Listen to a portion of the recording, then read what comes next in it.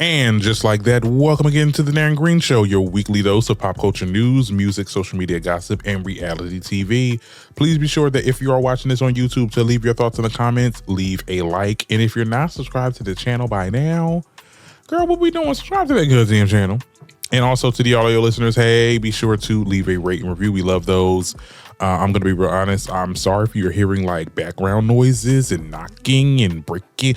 They're working on whatever they're working on at the next house, honey. I live in a row house, unfortunately, so that means I hear everybody else's situations. So if you hear anything, I'll try to edit a lot of the stuff out in post, but I'm just letting y'all know. Hey, where are you radio listeners? Good morning, good morning, good morning. It is 6 a.m. over there, and it's probably 12 p.m. Eastern Standard for the rest of y'all tardies, okay? I don't have much of a week report. Nothing really was going on this week other than working and doing content in between and planning and doing all this other stuff. We're getting very close to March, which I believe the second weekend is when Real Housewives of Atlanta starts. So we're going to start doing those recaps. We'll see how that goes. Like I said, this will be featured on the podcast as well for the audio listeners as well. So it's going to be something extra that you'll get like throughout the weeks of Real Housewives of Atlanta. We'll see how it goes, okay? Like I said, nothing really else is going on. I mean, I was looking at a bunch of stuff. I was how I like to save my posts that be on the IG and stuff like that. Girl, y'all heard about this dang plane crash that happened last week? Girl, when the plane flipped upside down. So this Delta plane was coming into the Toronto airport, I believe. I don't know what the airport was called, but they was coming into Toronto. And the plane literally crash landed and flipped upside down. Girl, looking at that thing, it reminded me, remember that movie that Denzel Washington did back in the day called Flight? It gave very much that. The plane was upside down. Well, come to find out, Delta is paying those survivors $30,000. As you can see here, there's already this person right here talking about how that's simply just not enough and that he almost was out of this world, literally because of this plane crash. I mean, you can see him in the other shot right there with a neck brace on. $30,000. Let me tell you something. I'm taking that $30,000 and I'm suing Delta with that money to get more money. Like, y'all need to give me $100K at least, at the very least, but $30,000, that's a couple of rent payments. That's a couple of car notes. You know what I'm saying? Like $30,000 is a lot of money. Let's be very clear. I'm not down in $30,000, but at the end of the day, like, Delta is a company that's been around for a long time. And this situation that could have been easily avoided. Well, I wouldn't say easily avoided. I don't know how aviation works and all that other stuff. It probably was something that really went down. But at the end of the day, I need to be paid for my troubles. Like, these people probably got PTSD. These people probably have some outstanding like injuries that is not gonna just go away with just a quick little $30,000. So let me tell you something. Anybody that was in that plane, all need to sue in tandem. Okay, and I know them lawyers are right there, those survivors. Let me tell you something. You can get more, and I can help you. Like, y'all better lawyer up, because I'm sorry, $30,000 is not enough. And then what is going on with these plane crashes? Let me tell you something. This is not like the page that is going to down or stop anybody from going on a plane. I'm telling you, I ain't getting on a plane no time soon, because, I already got like phobias of planes.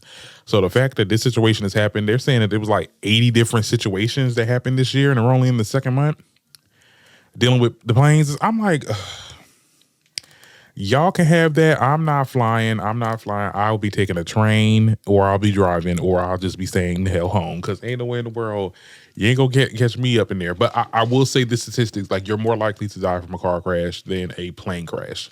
So that is something to say. That's still a fact to this day. But at the end of the day, I just, me personally, y'all can go ahead and do that. Y'all go over there and do that. I ain't going on no plane. Not for the foreseeable, okay? Anyway, we can get started with today's show. We have a lot to get into. I want to talk about A$AP Rocky and him getting acquitted. We'll also talk about Simon Guobadia being detained by ICE. I also want to talk about this Twitch streamer that basically got banned from Twitch, but apparently he came back on. We'll get into that a little bit later. We also got to talk about how the Barbz is coming for Doechii. All that and a whole lot more coming up on the Darren Green Show, okay? Now, we can start with our story with Mr. ASAP now. Shout out to ASAP. He has been acquitted. And to be honest, I really did not want to see this man go to jail because I always felt like the story was a little shaky. I don't know, like this old time friend that you grew up with and was in the same crew. You got into it and then you shot the man. I don't know. I always felt like there was something off with this story, but I'm going to give you the rundown of what went down. And then I'll give you guys my thoughts. Okay, so it says that ASAP Rocky was acquitted last Tuesday, putting arrests to a case that hung over him for years and threatened to derail his life and career.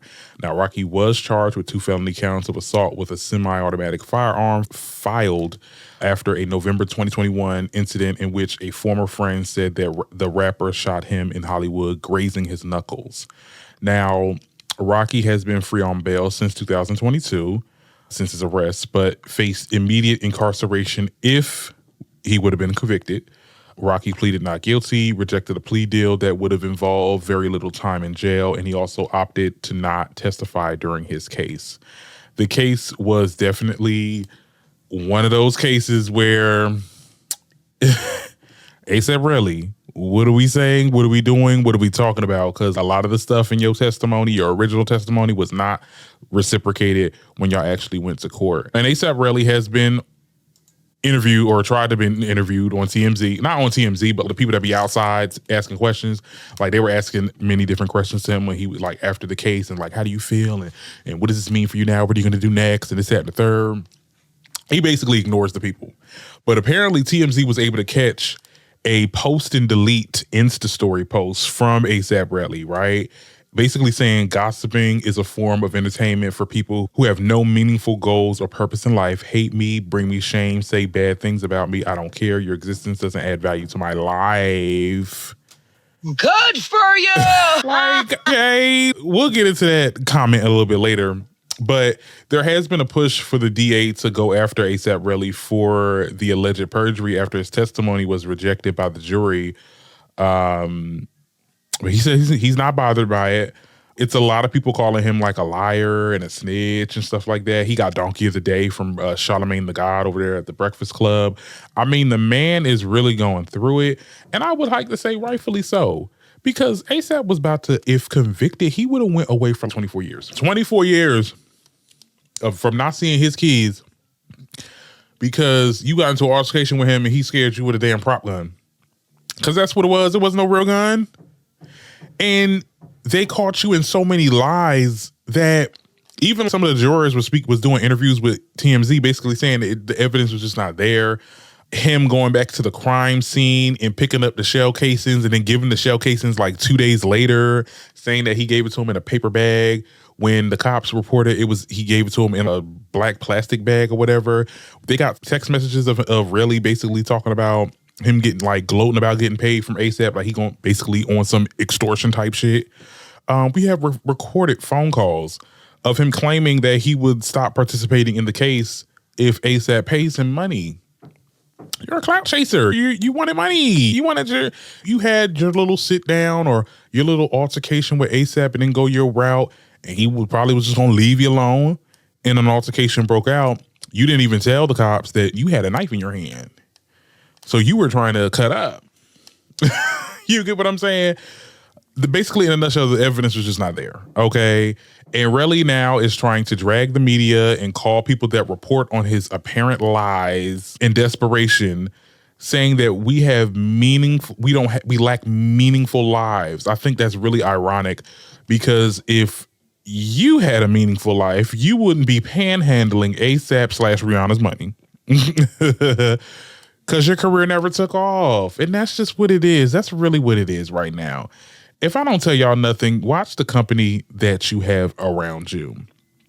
Okay, because you can have friends with somebody that you knew way back when and we went to school together and we started from the bottom, now we here. Because that's what this story really was about. Like basically, from my little bit of research on this, and I didn't even know about this, but ASAP is a crew. I don't know if it's like a crew of like creators and stuff like that. Relli brought ASAP Rocky to the fold.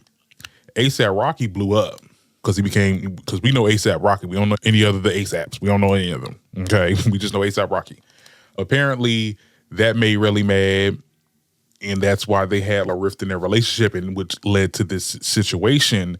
Yeah, stuff like that happens all the time. Like people, like sometimes when your friends bring you into a group and you elevate in that group, or you meet more people, or because you brought this one friend to this person, now they're hanging out, and sometimes maybe they're hanging out without you, or you're able to network and create a name for yourself, whatever the case is.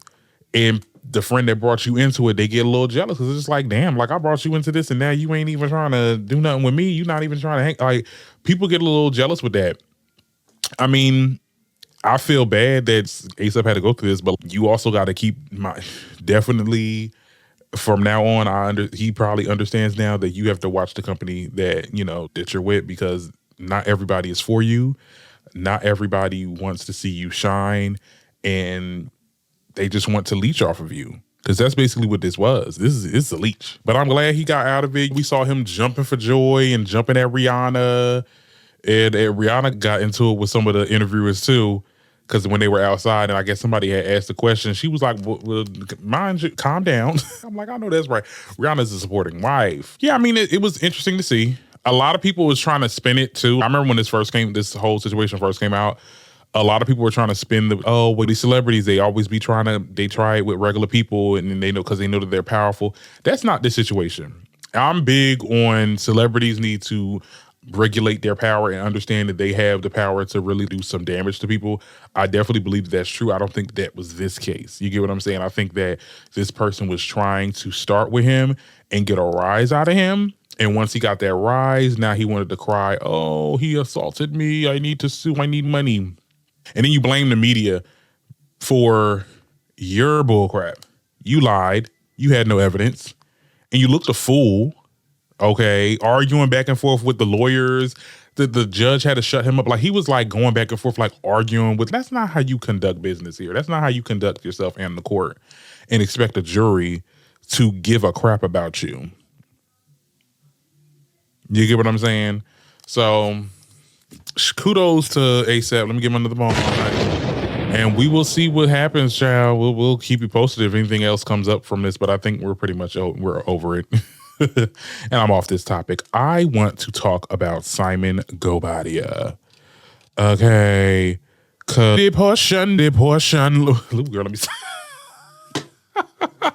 Good for you. Girl, okay. I gotta read this little excerpt and I'll give you guys my thoughts. Now, apparently, in a new installment of Who the F Did I Marry? Okay, Portia Williams' estranged husband, Simon Guobadia, was detained by ICE last week. Guobadia, born in Nigeria, came to the U.S. in 1982 and overstayed his visa after multiple legal issues, including fraud charges. He was deported in 1992, but returned shortly after. He applied for U.S. citizenship in 2016, but was denied. His recent detainment linked to an ongoing deportation efforts under the Trump administration. Well, yeah, we knew that was happening. Guobadia's public image has been affected, especially after Portia's filing for divorce in 2024 following a 15-month marriage. Williams received temporary sole possession of their home, allowing her to continue the Real Housewives of Atlanta filming. The couple had a prenuptial agreement, and the divorce proceedings are still underway. Guobadia's situation remains in flux as he faces possible deportation once again. And let me tell you something about Portia. Portia seen this coming, okay? She made an IG post, right? It was after like Simon made like a post talking about like a victory that he received from some court. It was something that he said something like, oh my goodness, I'm so happy that one court case won or something like that. And then right after it, Portia made this little Insta story post basically saying, it's disheartening to see my estranged husband make choices that have led to this outcome. At this moment, my priority is moving forward with my family. Now, this was a couple days ago, but I have reason to believe that Portia knew exactly what was going on, child. And at the end of the day, when the going gets tough, you make that anonymous tip to ICE. Okay, Portia, I definitely believe Portia is definitely behind this. He should have been deported for the way that he been acting. He ain't got no visas, running amok. Oh no, Portia she definitely made that anonymous tip. Let's be very clear. And I don't blame her. because this man has been whipping her ass in court left and right. Let's not forget that he sued her for defamation after claiming he has like an erectile dysfunction, and how he got the courts to allow them to actually not allow Bravo or people that's in that community to really tape and talk about the situation that's been going on between these two and their marriage. Basically giving Portia no storyline, possibly causing Portia to have these little fake rifts and beefs with these people on the show just to make up for the fact that she cannot talk about her marriage. It kind of derailed Portia. And now it's at the point where he's detained. He's not going to be able to do anything. And see if they are going to, because I feel like this is going to work perfect into Portia's like situation, because if he's detained and let's say they start to be watching Housewives of Atlanta and they're getting into the things and they're getting into the marriage things, I think it's a loophole here because he can't do nothing because he's detained, and we can talk about him all he wants. But I mean, I don't know. I think that it's definitely going to work for Portia in the long run. At the same time, Simon, you put yourself in the spotlight. And that's what I don't understand. Like, you had this public divorce. You should have settled amicably and divorced, bowed out, went into the shadows. You wanted to keep it going. You wanted to be a stunt queen and go on social media and go on Insta stories and drag Portia, drag her family, and do this other stuff. And Portia's just returning the favor. You played into Portia's game. And that's why I said to my best friend the other day, I said, that Portia be acting dumb. Portia ain't really dumb. And I think he probably looked at her like, oh, she ain't smart. She's not going to. Portia had the last laugh. That girl is not freaking dumb. Y'all be thinking she dumb. She's not dumb. She knows what the hell she's doing. And she waited for the opportunity to present itself, and it did. Okay. But also with Simon, again, when you play these reindeer games, that's what's going to happen. You've been doing all this since the 80s. You not renewing your visa, getting arrested on credit card fraud. You deciding to even go on reality TV with your then wife. Shout out to Fallon. Shout out to Fallon, because this got to be Fallon's revenge. Like, you had your wife on a show, right? Had this girl come into your house, size you up, size the house, size everything up. Y'all get divorced, and then you marry the person that was on the show. Like that, do y'all remember that? Like when Fallon came on the show, and then Portia, like basically that was Fallon's. At one point, Fallon and Portia were friends. I don't care what Portia likes to say, they were friends. She brought Portia into her house, and Portia was sizing up that house, sizing up that man. Okay, for the next season, or not even the next season, after the season, her now being with Simon, and then they end up getting married and all that other stuff. That was some wild stuff that you pulled, that you were a part of, Simon. And you ain't think that people's looking at you like, oh, hold on, let me check his standing here in America. See, it's messy, but you know, this is what you wanted. This is what y'all wanted. And now, I mean, you're getting deported. I think it's messed up because I don't want to gloat at the fact that anybody getting deported. Let me be honest. Okay, I don't want to be that person, but I'm just saying, you do a lot of stupid shit and you think that you're untouchable. And you think that, because you made all this money or you did all this or whatever, this, that, and the third, that you're at a different financial standing. So you think that you're like untouchable. But no, bro, you get what I'm saying? You should have laid low. You should have laid low. Like I just said, you should have had settled with her, amicably give her, at this point, you can get another house. Give her the damn house. Because look, I know Portia was fighting tooth and nail for that damn house. And I know why. That house look nice. You see that house? And it's in her possession now. All that fighting, all that hooping and hollering, and the house is in her possession. Yeah, she scammed you. Yeah, she scammed you. You didn't get that? That is a city girl, okay? I ain't gonna call Portia no city girl. Because I feel like, look, did she marry this man for money? Hell yeah. And for materialistic reasons, hell yeah. Like, come on, let's not be... But you gave it to her, like you just didn't see the red flags. And that's like unfortunate for you, but you know, you live and you learn. You play super games, you win super prizes. That's really that on that, honey. And I'm off this topic because I wanted to get into this other topic that happened this week about this streamer by the name, what's his name, child? Deshae Frost. Okay, let me get a picture of him, child. Okay. He recently got banned off of Twitch. Well, now I heard that he's back on and he apologized and all that, right? I got the video. Well, we're not going to show the video, but basically, he's a streamer and he got backlash because he was in Target pranking people. And one of the people that he pranked was this young girl that was on the phone with her mom. And he was going around, like I said, I'm going to paraphrase everything because I can't really repeat everything because the stuff that was saying, it was like real messed up. Like he said he will do things to her sexually and basically said you look good and basically hitting on her, right? Hitting on her while she's on the phone with her mom. And then later on in the video, the brother was there. And basically the brother was cursing him out. Apparently this other TikTok creator by the name of E. Kane or E. Stain, because girl, E. Kane was on there basically trying to like she wasn't egging it on, but she was like definitely like when the brother was coming up and pressing the streamer, like she was like, okay, it's a prank. Like, why are you taking it so serious? It's that and the third. And it's come to find out this girl that he harassed, because that's what it is, it's not a prank, it's harassed. This girl is like 14 to 15. This is a young girl. And this grown man was hitting on her. Like, that's certified love boy, certified, you know what? You get what I'm saying? So that happened. He got banned from Twitch.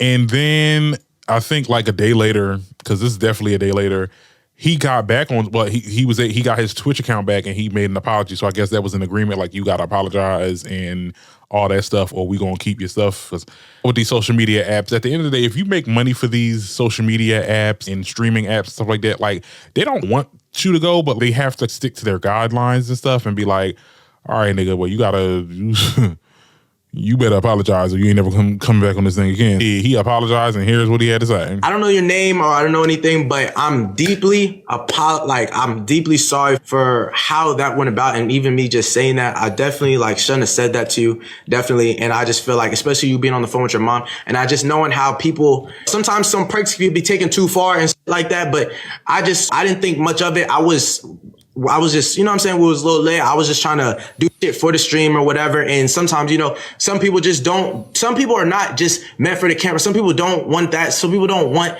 to be able to, you know what I'm saying? Or they don't got time for games. They don't got time for games. And I respect that. So I shouldn't have said that to you. And I deeply apologize for it. And I'm sorry that your mom had to hear that. I'm sorry that your brother had to hear. I'm sorry that your family probably has seen that. And deeply, I am sorry though. For real. I haven't got a chance to talk to her or anything. Okay. So anyway, my whole thing with the situation is this is why I don't physically shop. Cause you motherfuckers are weird. That's why I get myself curbside. Because I don't want to deal with people. And I never understood the whole pranking content creating culture. Oh, let me prank this. Like, I get it if it's like staged and stuff like that, if it's planned or whatever, this, that, and the third, that's one thing. But like when you are going after like random people and saying like the things that you're saying, it's weird. Like, and what possesses y'all to prop up a camera, record or go live or whatever and start harassing random people? Like, that just never was entertaining to me. Why are people watching this? I'm getting into the consumers now. Why do y'all get into this content? It's just a bunch of weirdos left and right. Girl, E. Kane, you have no morals. You have no morals. I'm just now finding out about this girl because I know there's other creatives and stuff like that talked about her, but this is my first experience with her because I don't really get into her content. I don't get into the deplorable content. But I'm just like, girl, like, you not a girl's girl. What the hell? That's weird. That's a little strange, but I don't know, child. Y'all will tell me what y'all think about that in the comments, honey. But that was something that came up this week. Another topic, because we have a lot of topics to get into. I feel like I'm just flying past the show. A lot of the Barbz is coming for Doechii this week. See, now I feel like I talk about this all the time on TikTok, but I never get a chance to talk about this on YouTube. How I really want to talk about this, right? So a few Nicki fans is calling out Doechii. They believe that the rapper is imitating Nicki Minaj and getting praised for it. Now, I believe that the hate that she got this week really came from this song that she did. It's called Extra L. It's with this other artist. And let me show y'all the video, child. I'm not going to play the music because obviously we're not trying to get a copyright claims, okay? But basically, the mannerisms, as you can see with this video, the mannerisms is definitely Nicki. It's giving Roman. I think her Nosebleed song also was tapping into Nicki a little bit. Like, I'm not going to lie. Nicki the Nicki influence is definitely there with Doechii. Like, I'm not, like, let's really talk. Like, I'm not saying that's not true. It was given very much bottoms up. So here's some of the tweets that people were saying. Like, I think Doechii intentionally copies Nicki and Azalea Banks, then plays dumb. Girl, what? Now, I can definitely see Azalea Banks. I see Azalea Banks a little bit more than Nicki, but that's just me. Somebody else said my problem is with Doechii is that I don't see Doechii. I see Nicki Minaj or Doja Cat. Hell, I even see Kendrick Lamar. So where is Doechii, if I may ask? Doechii said Nicki Minaj is an artist that inspired her to rap, which explains why she copies Nicki so much. Oh, Lord. Doechii and Doja about to have a Nicki off on their next projects while Nicki is pretending to go to Jamaica and Barbz are going to lose their damn minds. They're forcing Doechii on us. Wait till y'all find out why Nicki was on every song in 2010 and 2013. Do y'all know how her music works? Or y'all just want to have Twitter opinions? Doechii went to the Nicki school and still in every song. So like I said, everybody's making their tweets and stuff like that. It's been going on for a good week now. A couple weeks, actually. Ever since the Grammys. I'm going to be honest. Ever since she got that Grammy, these stan accounts have been foaming at the mouth of saying that Doechii does not deserve, or she's not deserving of any of these awards. Here's my thing. And y'all going to hate what I'm going to say, but it has to be said. It has to be said. You Barbz be really pissing me off. Not all of you. Okay? Because there are what I like to call conscious Barbz and I'm mutuals with these people on TikTok. And there's a valid critique here, because we see that Doechii is being herself. We see that Doechii is being eccentric and playing on to different cadences and flows and having fun and having these alter ego-esque type vibes in her music. And the same thing that Nicki did back in the day was she was dragged for it. Okay. So now that, Nicki was dragged for it, now the new girl's doing it and she's getting praised for it. I think that people are saying that it's unfair. There's people because there are Barbz that really do Doechii, let's be very clear. And probably ones that's talking crap like Doechii as well, but they stopped liking Doechii after she got the nominations. Because everybody ignored her mixtape when it first dropped. Nobody cared about that music coming out. I did, because I did my low review. I did my reaction, loved it. I think that was the better female rap albums of the year. And I don't care what nobody says. It just is what it is. But nobody paid attention to that mixtape until she got nominated. She got nominated. That's when that's when people started saying, oh, that's when we got the whole, oh, she raps like Harriet Tubman type vibes. And like I said, these are from pages. I like to hope that these pages that are on Twitter are not from Black people. Like, these are non-Black people talking about this, non-Black women especially, like, talking about this, because y'all cannot sit there and say that she makes Harriet Tubman music. What does that even mean, right? There's this thing that every time there's a female rapper that is coming up off the ranks, the standum has a problem. A lot of the times, these girls are trying to come after Nicki. Let's be clear, like Lotto. There's a lot of other people that kind of turned on Nicki. Let's be very clear. And I understand Barb's hesitation on supporting these girls. But in this case, y'all picking fights with anybody. And y'all picked the fight with Doechii because she got the Grammy nom. And she ended up winning. That's the only reason why y'all mad. Y'all didn't care about Doechii before. Like, y'all actually got into her music when she was, when she first came out. And I have to say this about the Barbz. Do y'all know who y'all really look like right now? Y'all look like Lil' Kim fans. And I hate that for y'all. I hate that for her, because I hate it when, back in the day, because you know what I like to call myself? I'm a veteran Barbz. So I have definitely, I've watched Nicki's career grow from the very beginning back to the mixtape days all the way up until now. And I remember every time she came out with something, every time she came out with a look, an appearance, a music video, a new song, a rap feature, or whatever, here come the Lil' Kim fans and Lil' Kim saying, oh my goodness, she's copying off Lil' Kim. Like, she's a swagger jagger. Like, y'all remember that phrase, swagger jagger? So corny, but they used to call Nicki that.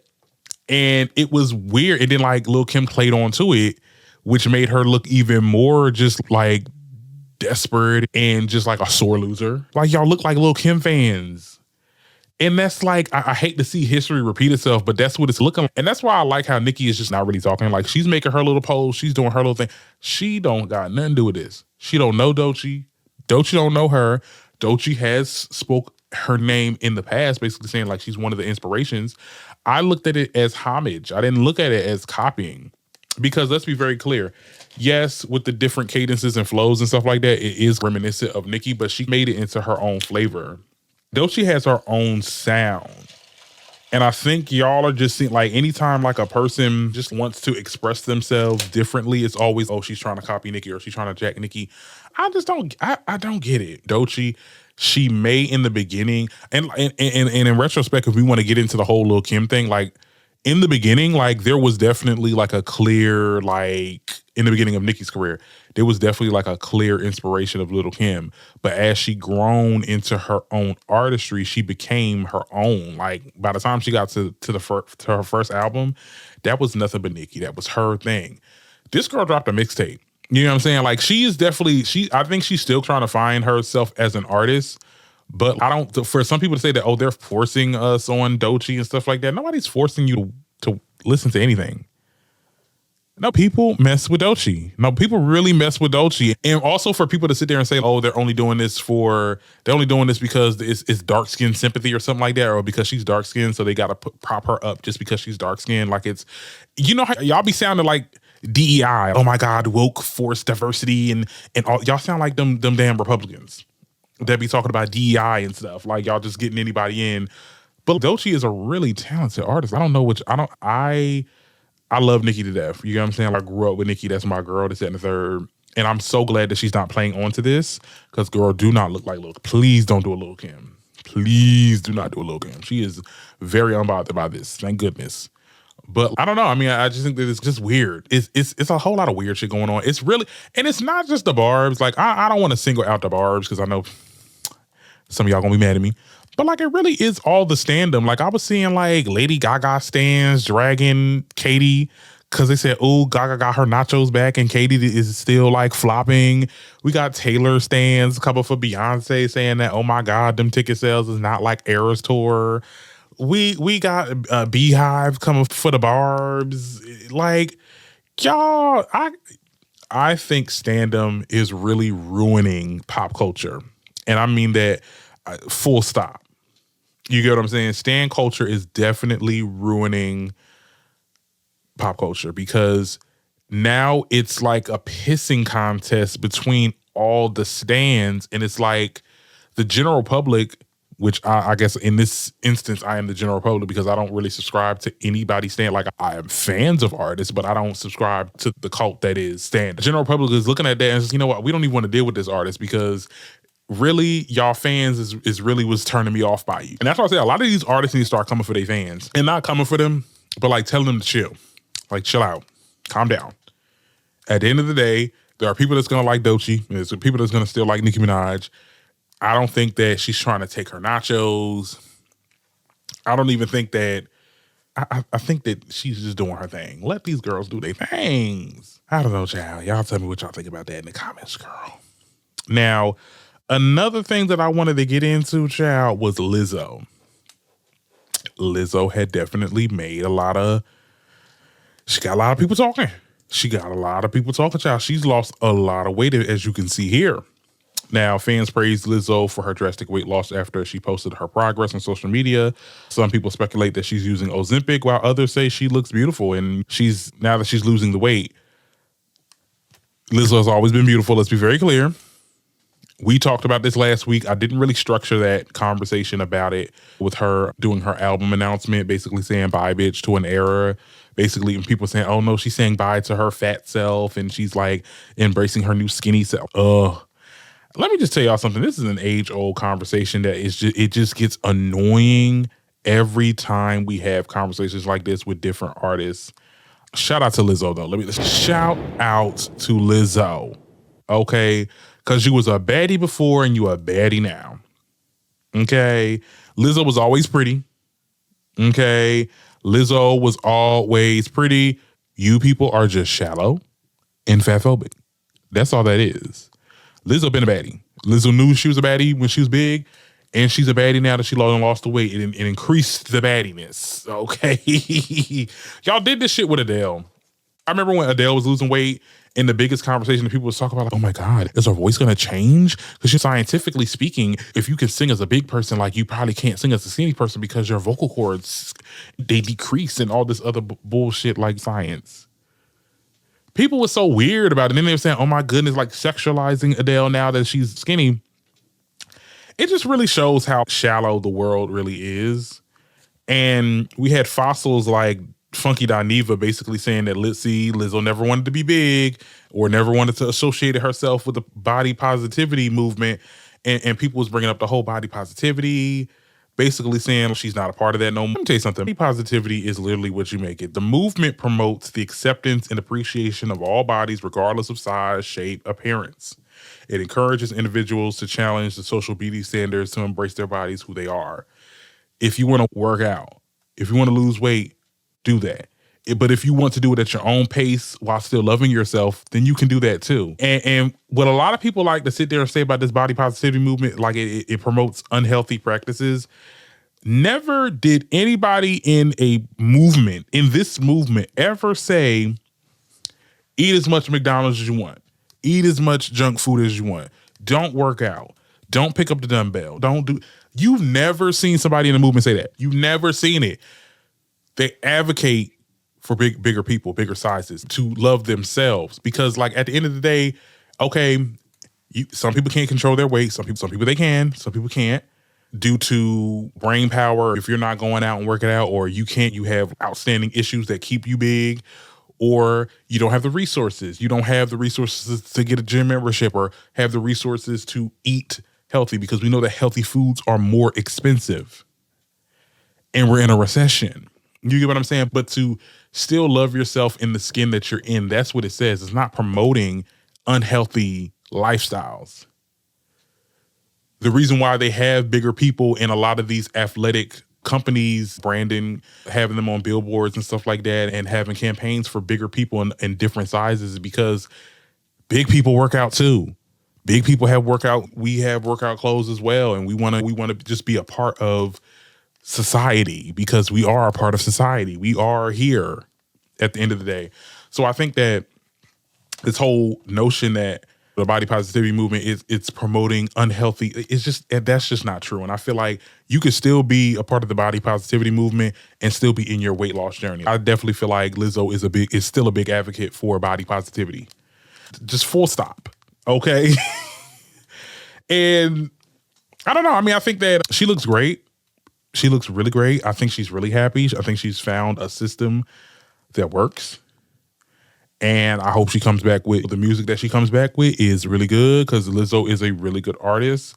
I do want to see her like step away from like people's like reacting to people's opinion on her. Because don't nobody likes a person that, you know, in the grand scheme of things, people don't like some people that complains about whatever. Like, you are a famous person, you know, people gonna talk about you today. That just is what it is. I just want to see her get into her music bag and do what needs to be done. This conversation is so annoying, but it's gonna be a conversation for the foreseeable until they stop talking about it. And I love how she's been reacting to it. She's not been reacting to it. She has just been doing her thing and just continuing to post what she wants to post about and doing what she does. More power to her. You people are weird, but you know, that's just the way the world works, child. The world is very shallow. Okay. One other topic I wanted to get into before I get up out of here. Dr. Umar. I really don't have him on my radar, but he did stir a really big conversation. Basically, Dr. Umar claims that the Obama administration pushed the LGBTQ community agenda in the Black community, and talked about how Black men did not vote for Kamala over the e-feminization, whatever that means. Okay, take a look at what he had to say. One of the reasons Barack Obama was made president is so he could normalize the LGBTQ agenda in the Black community. Think about it. If George Bush tried to push homosexuality in the Black community, we would have rejected him. Of course. If Donald Trump tried to push homosexuality in the black community, we would have rejected him. Of course. You could only normalize that through a black man. Obama was made president to make it normal. When Barack Obama became president, homosexuality was not a mainstream issue, nor was it accepted as a mainstream alternative to the traditional family. I gotta look at By the time he left office in 2008, they were completely runting everything. Was and that if the you year? even disagreed with, I'm gonna give you an example. It is. I do a lot of graduation speeches, right? At the June. Okay. Elementary school, middle school, high school. I normally do about 20 graduation speeches a season. Okay. Right? Okay. When Barack Obama was president, I might have did 5. It dropped significantly.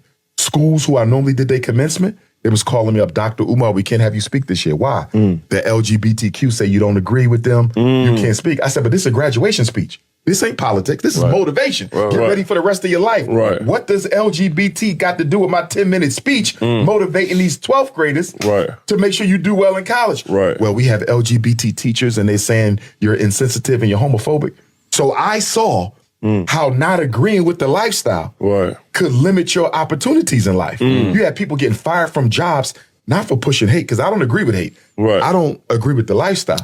But I don't want harm for any human, no matter what their situation is. That's the way to do it. But the way that they did it was the LGBTQ said, to disagree with me is to hate me. They created a narrative that if you disagree, you support violence against me. You don't want us to work. You want us to be shot, killed, man. We never said that. Yeah, that's ridiculous. We just said we don't agree with the lifestyle. But they turned it into a whole campaign against anybody who disagreed with it. And that's another reason why a lot of people didn't vote for Kamala Harris, black men, because they got tired of the effeminization. And then they took it to Africa. Obama started it. He went to Africa. He went to Liberia. He went to Rwanda, a couple other places. He said, if you don't legalize gay marriage, we cutting off your aid.